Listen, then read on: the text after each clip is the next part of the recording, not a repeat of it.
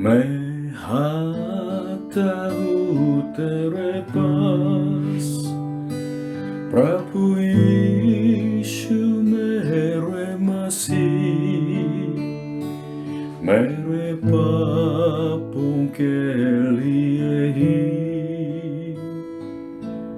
उधार दे मसीह। मैं आता हूँ तेरे पास, प्रभु यीशु मेरे मसीह, मेरे पापों के लिए ही उधार दे मसीह।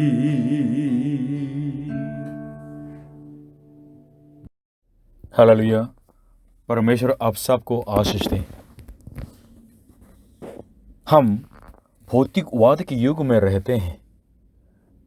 टीवी सूचना को देख लीजिएगा, लोग ये कोशिश करते हैं कि आपके पास कुछ नहीं है, कुछ खरीदने के लिए आपके पास ज़्यादा क्षमता नहीं है, या आपके अंदर ईर्ष्या को जगाते हैं ताकि आप और खरीद लें। और इस तरह कोशिश करते हैं कि मनुष्य के जीवन की सफलता वास्तव में आपके संपत्ति के ऊपर है।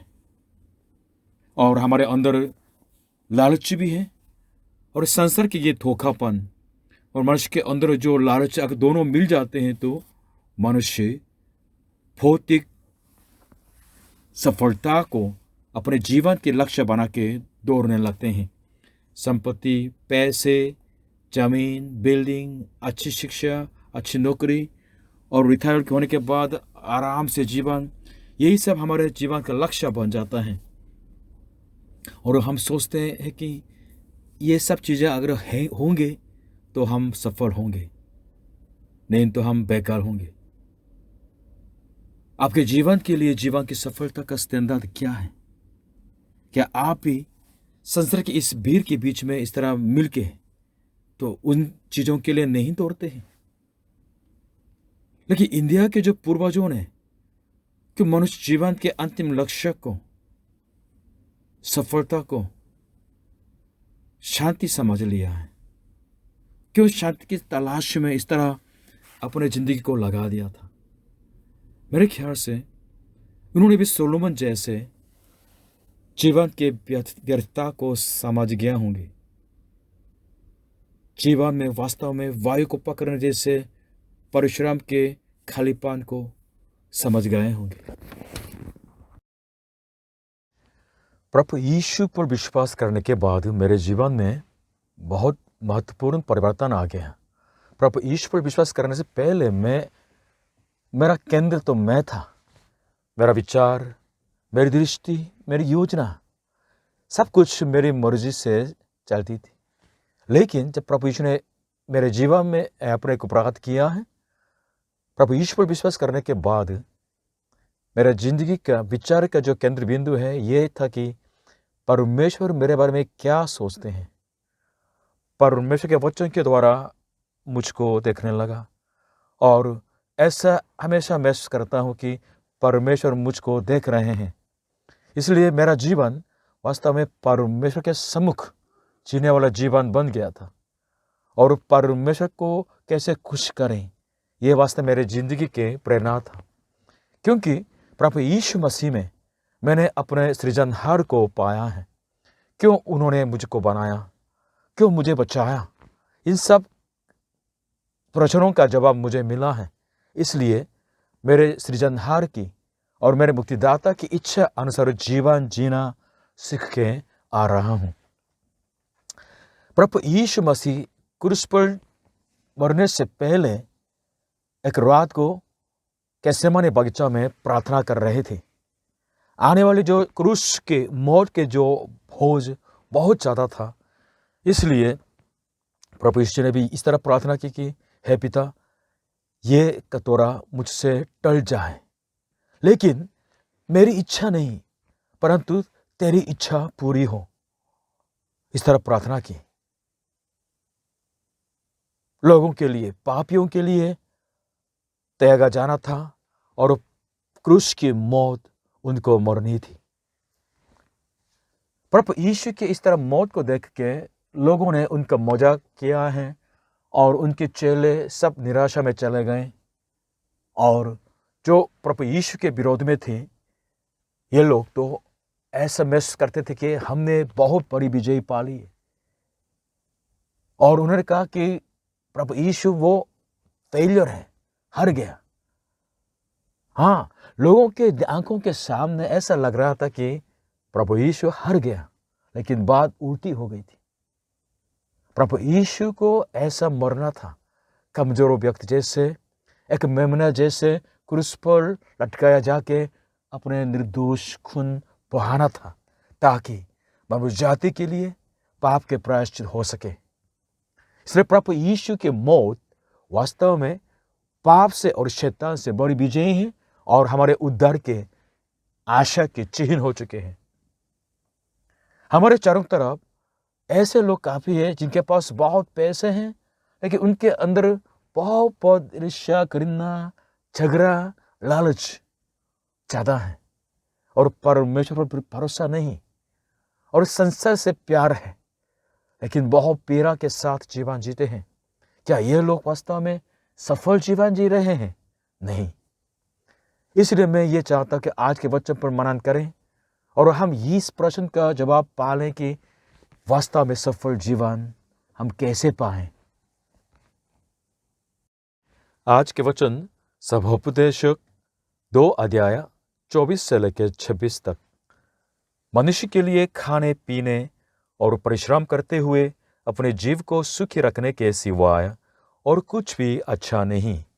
मैंने देखा कि यह भी परमेश्वर की ओर से मिलता है, क्योंकि खाने पीने और सुख भोगने में मुझसे अधिक सामर्थ्य कौन है। जो मनुष्य परमेश्वर की दृष्टि में अच्छा है, उसको वह बुद्धि और ज्ञान और आनंद देता है, परंतु पापी को वह दुखभरा काम ही देता है कि वह उसको देने के लिए संचय करके ढेर लगाएं। जो परमेश्वर की दृष्टि में अच्छा हो, ये भी व्यर्थ और वायु को पकड़ना है।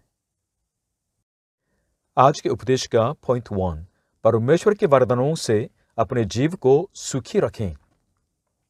सुलेमान शुरू से कहते थे कि व्यर्थ ही व्यर्थ, सब कुछ व्यर्थ है, लेकिन अचानक उसके मुंह से एक अच्छा शब्द निकला। ये क्या मतलब? हाँ, खाना पीना और परिश्रम करते हुए अपने जीव को सुखी रखना, ये अच्छा है बोला है। हाँ, ये सच में महत्व काम होता है, इसके बिना जिंदगी चलेगा नहीं। और काम करते हुए वास्तव में हम मंजूरी के साथ जीवन जी सकते हैं। ये व्यर्थता बोलते रहे, लेकिन अचानक क्यों अच्छा बोलते हैं? तो उसने समझ लिया है ये सारे काम वास्तव में परमेश्वर की तरफ से हमारे लिए वरदान है। हाँ, जीवन की निराशा में चले जा सकते हैं, लेकिन अगर हमारे लिए वरदान देने वाला परमेश्वर की दृष्टि हम वापस लें तो सचमुच में जीवन में भी अच्छाई को देख सकते हैं। ये हमारे प्रश्न के लिए, इस प्रश्न के लिए बहुत महत्व जो जवाब है, हम कैसे जीवन जिए।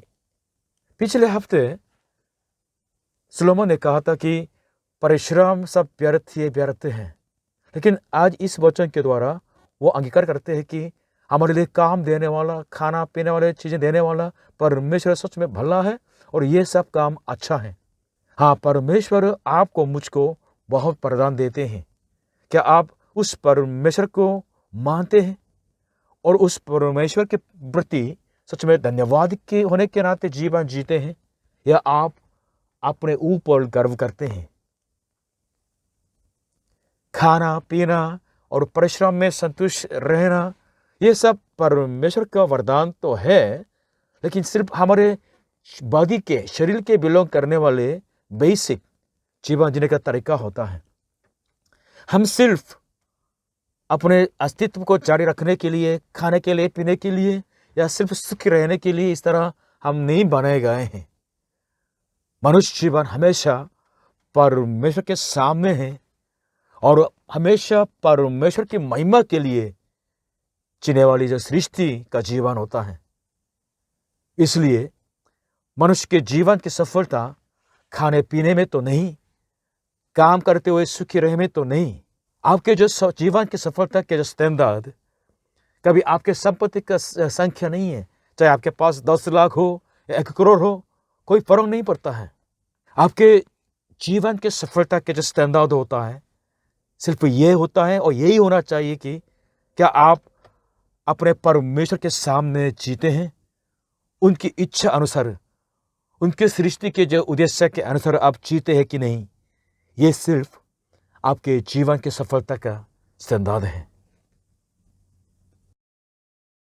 अनेक मनुष्य अपने कर्म पर गर्व करने लगते हैं, लेकिन मनुष्य का घमंड, मनुष्य के अपने ऊपर इस तरह गर्व करना, परमेश्वर उससे घृणा करते हैं। ये बड़ा पाप है। बाइबल के अंदर भी एक जो राजा की कहानी है, ये बाबिलोन साम्राज्य का महाराज था, नेबुकदनेस्सर द सेकंड। परमेश्वर ने इसको इस तरह पावर दिया है कि बहुत देशों को अपना लिया है। इस्राएल भी उसके वश में चला गया था, लेकिन एक दिन वो इतना घमंड हो गया है और अपने ऊपर इतना गर्व करने लगा, तो बस वो बिल्कुल तुरंत पागल हो गया और 7 साल से बिल्कुल पागल जैसे जीवन जिया है। उसका जो अनुभव खुद बताता है। दानियेल की किताब बाइबल के अंदर 4 अध्याय से इस तरह लिखते हैं, थोड़ा सा सुनिएगा। उसने ये कहा था कि क्या ये बड़ा बाबुल नहीं है, मतलब बाबिलोन नहीं है, जिसे मैं ही ने अपने बल और सामर्थ्य से राज निवास होने को और अपने प्रताप की बड़ाई के लिए बसाया है। ये वचन राजा के मुंह से निकलने भी न पाया था कि आकाशवाणी हुई, हे राजा नेबुकदनेस्सर, तेरे विषय में यह आज्ञा निकलती है कि राज्य तेरे हाथ से निकल गया और तू मनुष्यों के बीच में से निकाला जाएगा और मैदान के पशुओं के संग रहेगा और बैलों की नाई घास चरेगा और 7 काल तुझ पर बीतेंगे, जब तक कि तू न जान ले कि परम प्रधान मनुष्यों के राज्य में प्रभुता करता है और जिसे चाहे वह उसे दे देता है। उसी घड़ी यह वचन सचमुच में हुआ है। राजा बिल्कुल पागल हो गया और बैलों की नाई घास चरने लगा है। उसकी देह आकाश के ओस से भीगती थी, यहाँ तक कि उसके बाल उकाब पक्षियों के पैरों से और उसके नखून चिड़ियों के चंगुलों के समान भर गए। 7 साल बीतने के बाद एक दिन वो आकाश की तरफ ताकने लगा, तो परमेश्वर ने उसको बुद्धि ज्ञान फिर से दी, उसके राजा की महिमा दी। तब वो समझ में आया क्या है। उसने ये अंगीकार किया है कि अब मैं नेबुकदनेस्सर स्वर्ग के राजा को सराहता हूँ, मतलब यहोवा परमेश्वर को सराहता हूँ और उसकी स्तुति और महिमा करता हूँ, क्योंकि उसके सब काम सच्चे और उसके सब व्यवहार न्याय के हैं और जो लोग घमंड से चलते हैं उन्हें वो नीचा कर सकता है। प्रभु ईश्वर विश्वास करने का जीवन क्या होता है? वो ये होता है कि जो वरदान परमेश्वर ने दिया है उसके साथ परमेश्वर के सामने आभारी होकर रहना। आज के वचन में भी इस तरह लिखा है, जो परमेश्वर को खुश करते हैं उनको परमेश्वर बुद्धि और ज्ञान और आनंद देते हैं। जो वरदान आपको मिला है परमेश्वर तरफ से, उसको लेके परमेश्वर सामने उनका धन्यवाद करें। घमंड मत हो जाएं, अपने को भूल जाएं। जो सब भलाई है परमेश्वर ने दी है, इसलिए हर परिस्थिति में धन्यवाद करना बहुत बहुत जरूरी है। हर बात में धन्यवाद करने से हम परमेश्वर को मानने वाले बन जाते हैं। इसलिए पहले थिस्सलुनीकियों की 5 अध्याय 18 में इस तरह लिखा है, हर बात में धन्यवाद करो, क्योंकि तुम्हारे लिए मसीह यीशु में परमेश्वर की यही इच्छा है। चाहे पेरा में हो, चाहे न समझने वाले हो, चाहे आपको ज़्यादा महसूस भी फीलिंग भी नहीं होते हो, कोई बात नहीं, आप धन्यवाद कर सकते हैं। प्रभु यीशु मसीह में परमेश्वर की जो इच्छा होती है उनके संतानों के लिए हमेशा के लिए ये भलाई है और शांति है। इसलिए भजन संहिता 5 अध्याय 23 में इस तरह लिखा है, धन्यवाद के बलिदान चढ़ाने वाला मेरी महिमा करता है।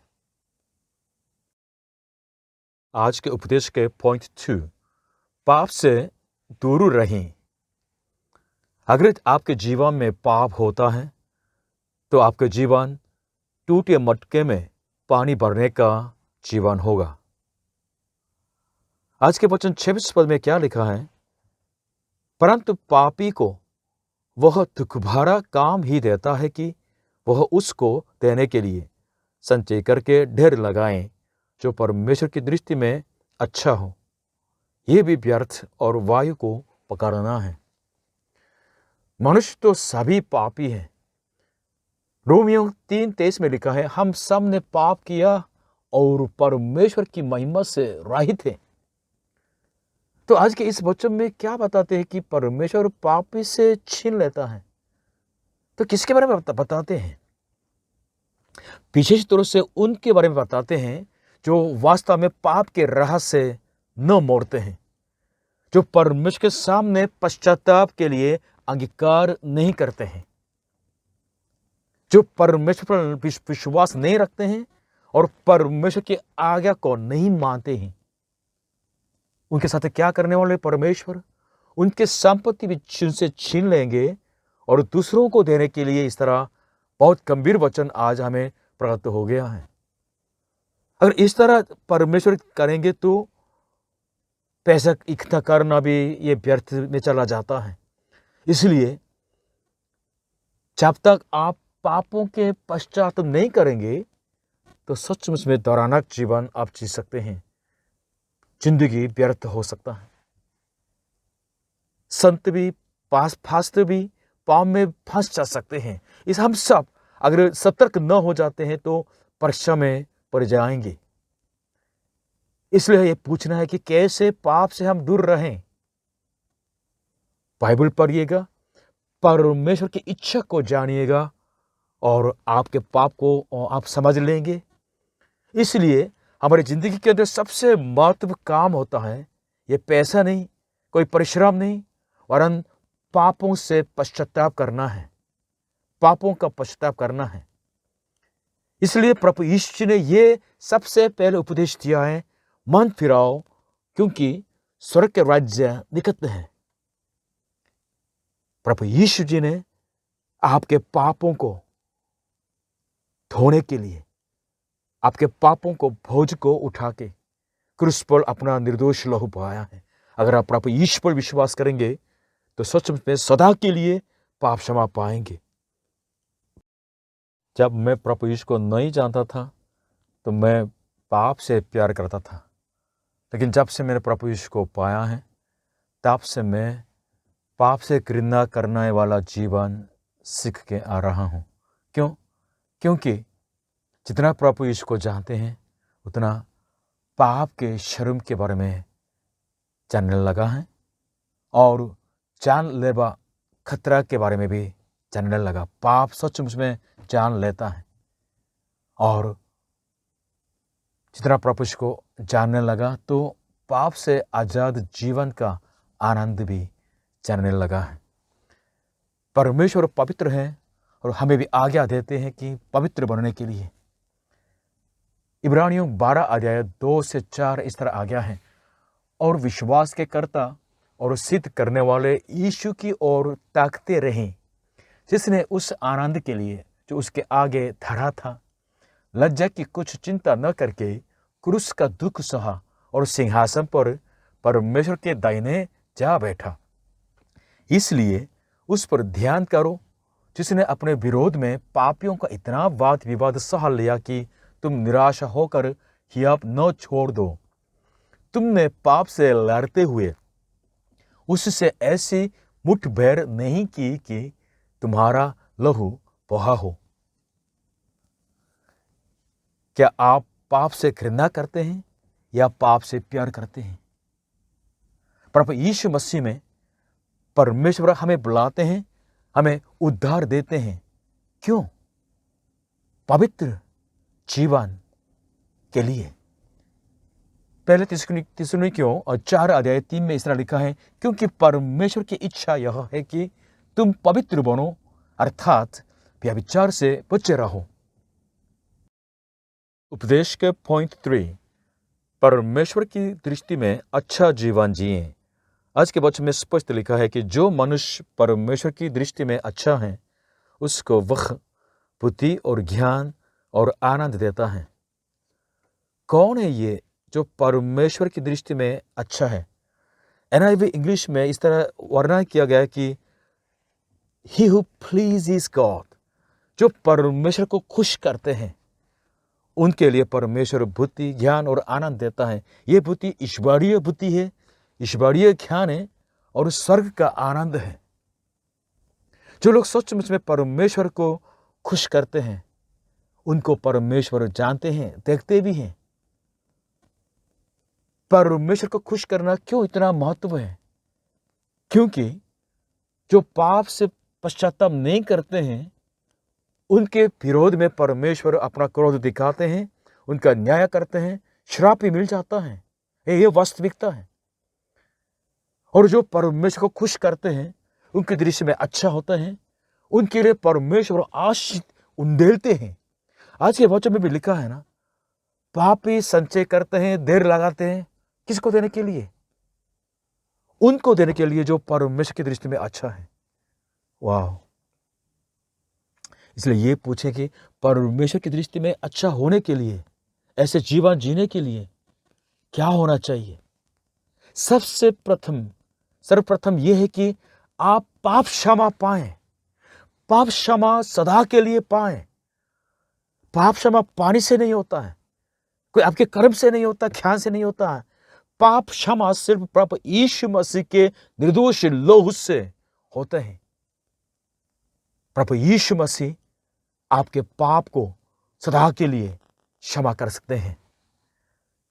जिन्होंने पाप क्षमा पा लिए प्रभु यीशु के द्वारा, तो वे लोग परमेश्वर का भाया मानने लगते हैं और परमेश्वर के वचन, उनके वचन का पालन करने लगते हैं।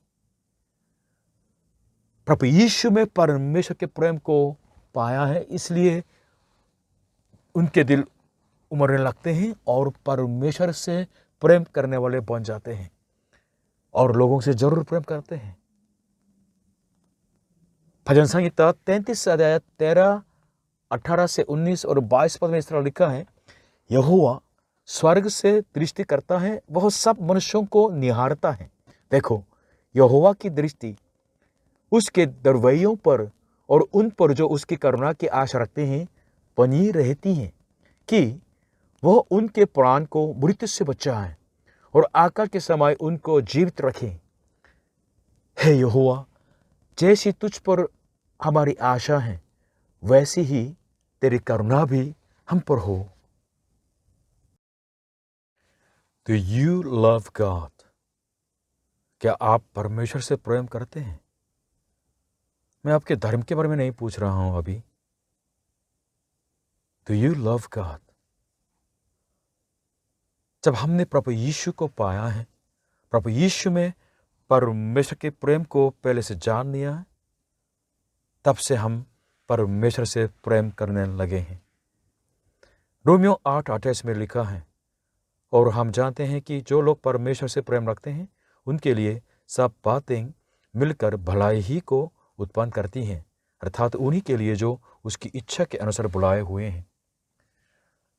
जिस युग में हम रहते हैं, इस युग की विशेषता यह है कि लोग स्वार्थी हैं और लोगों का प्रेम ठंडा हो गया है।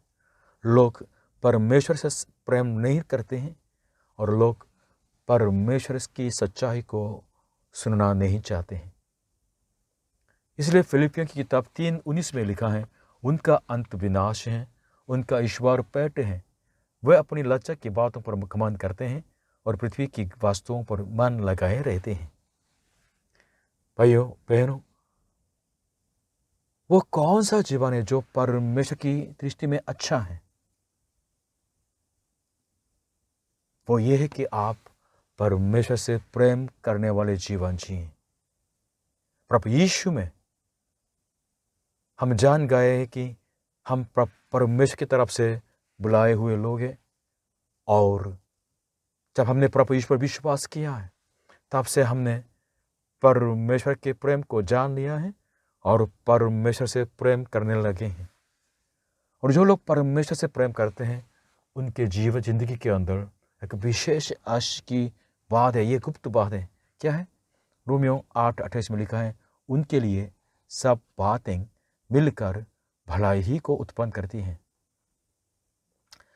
मेरे जान पहचान में एक जो पादरी साहब है जिन्होंने चर्च स्थापना किया है काफ़ी दूर जगहों में, इसलिए उनको बहुत ज़रूरतें हैं। इसलिए मैंने निश्चय किया कि मेरे जो को मिलता है जो पैसों में से कुछ भाग दशमांश को मैं उनके लिए भेज दूँ। तो भेजता रहा। कभी किसी के द्वारा आशीष मिली है तो ज़्यादा पैसा भी भेजा है, कम पैसा भी भेजा है। तो मैं सोचता था कि अगर इस तरह एक व्यक्ति ने निश्चय किया है उनको भेजने के लिए तो कितनी आशीष मिलती है। अगर को मिल के भेजें तो कितना ज़्यादा मिलेगा। तो परमेश्वर ने हमारे लिए निश्चय किया है हमें आशीष देने के लिए, भलाई को हमारे जीवन में उत्पन्न करने के लिए। सब बातें मिलकर अंत में क्या है? भलाई ही भलाई। हालेलुया! कितनी आशीषपूर्ण बातें हैं। इसलिए मैं रोमियो 8:28 को थामे रहा। ये मेरा जो मेरे जो जिंदगी के एक अंगीकार है। चाहे कुछ भी हो जाए, ये वचन, ये प्रॉमिस अटल है। परमेश्वर भलाई ही को उत्पन्न करेंगे। हालेलुया! क्योंकि वो विश्वास योग्य परमेश्वर है। हालेलुया! जीवन की सफलता किसमें है? संसार में सक्सेसफुल जो जीवन, सफल जीवन के जो तरीका है वो ये है कि संचय करना और धैर्य लगाना।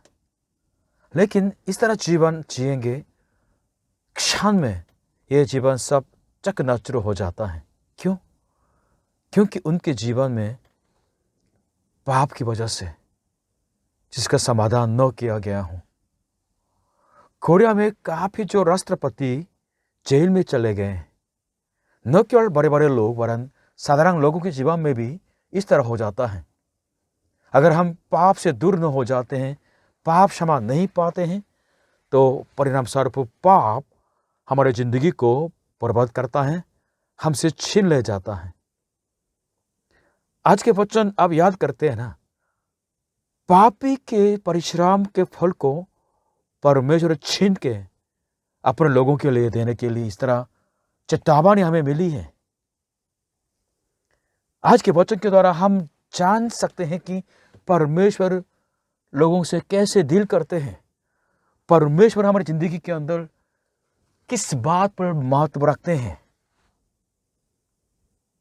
इन सारे बातों को सुन के, इसके ऊपर मनन करके हमें पूछना है, जीवन की सफलता किसमें है? क्या आपके अंदर है? क्या मेरे अंदर है? नहीं। जीवन की सफलता सिर्फ एक व्यक्ति के अंदर है, प्रभु यीशु मसीह में है। क्योंकि प्रभु यीशु ही आपके और मेरे पापों की समस्या का समाधान कर सकते हैं। प्रभु यीशु को जाने ताकि आप जीवित, अद्भुत और अटल एकमात्र सच्चे परमेश्वर को जान सके और उनकी इच्छा को जान सके और उनकी इच्छा अनुसार जीवन को जी सके। सचमुच में उनके वलाद के अनुसार पवित्र राह पर चल सके, ताकि आपके जीवन उनके सामने अच्छा हो जाए। ये मेरा कंक्लूजन है। जो प्रभु यीशु में है उनका जीवन सफल है।